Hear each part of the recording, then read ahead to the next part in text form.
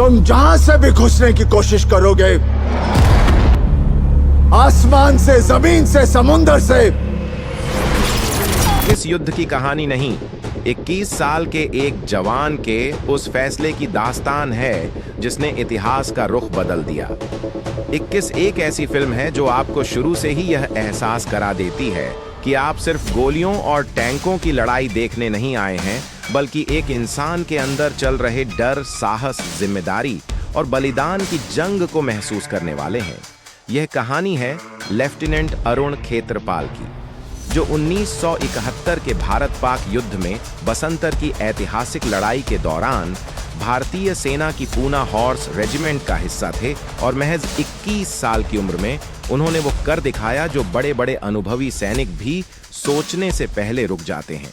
Film हमें दिखाती है कि कैसे एक आम सा दिखने वाला युवा जो अभी अभी ट्रेनिंग से निकला है, अचानक युद्ध के मैदान में पहुंच जाता है, जहां हर सेकंड जान और मौत के बीच का फासला बन जाता है। पहले हिस्से में हम अरुण के सफर को देखते हैं, जहां एनडीए की ट्रेनिंग, साथ ही जवानों के साथ बॉन्डिंग, सीनियर अफसरों का मार्गदर्शन और युद्ध की तैयारी को बेहद सच्चे और जमीन से जुड़े अंदाज में दिखाया गया है।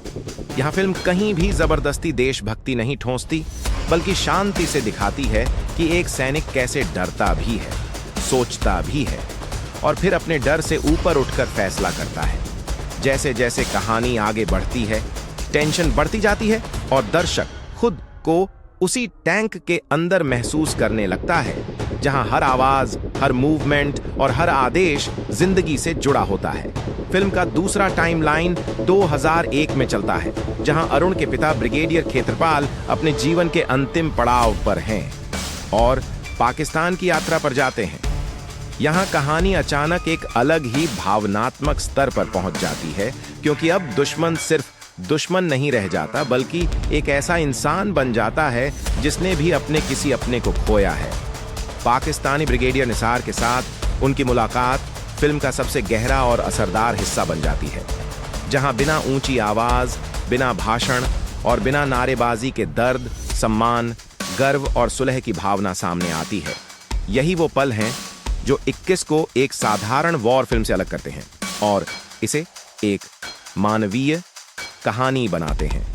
अगर युद्ध के दृश्यों की बात करें तो बसंतर की टैंक लड़ाई भारतीय सिनेमा के लिए एक नया बेंचमार्क सेट करती है, क्योंकि यहाँ न तो बेवजह का स्लो मोशन है और न ही हीरो को अमर दिखाया गया है, बल्कि रणनीति, डर, साहस और हालात की सच्चाई को दिखाया गया है। टैंकों की मूवमेंट, दुश्मन की पोजीशन, कम्युनिकेशन की अफरा तफरी और हर फैसले का वजन स्क्रीन पर साफ महसूस होता है।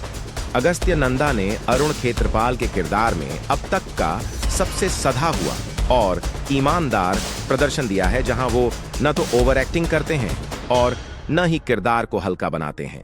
धर्मेंद्र फिल्म की आत्मा है और उनकी मौजूदगी हर सीन में एक अलग ही गरिमा और भावनात्मक गहराई जोड़ देती है। जयदीप अहलावत का किरदार यह दिखाता है कि युद्ध में भी इंसानियत बची रह सकती है और यही बात फिल्म को और मजबूत बनाती है। सपोर्टिंग कास्ट भी कहानी को आगे बढ़ाने में पूरी ईमानदारी दिखाती है और कोई भी किरदार बेकार नहीं लगता।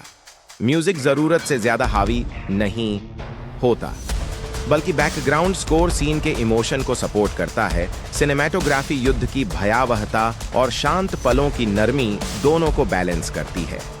21 आज के युवाओं के लिए इसलिए जरूरी है क्योंकि ज्यादातर लोग 1971 के युद्ध को सिर्फ किताबों के एक चैप्टर तक सीमित जानते हैं, लेकिन यह फिल्म दिखाती है कि उस इतिहास के पीछे असली लोग थे, असली परिवार थे और असली कुर्बानियां थीं।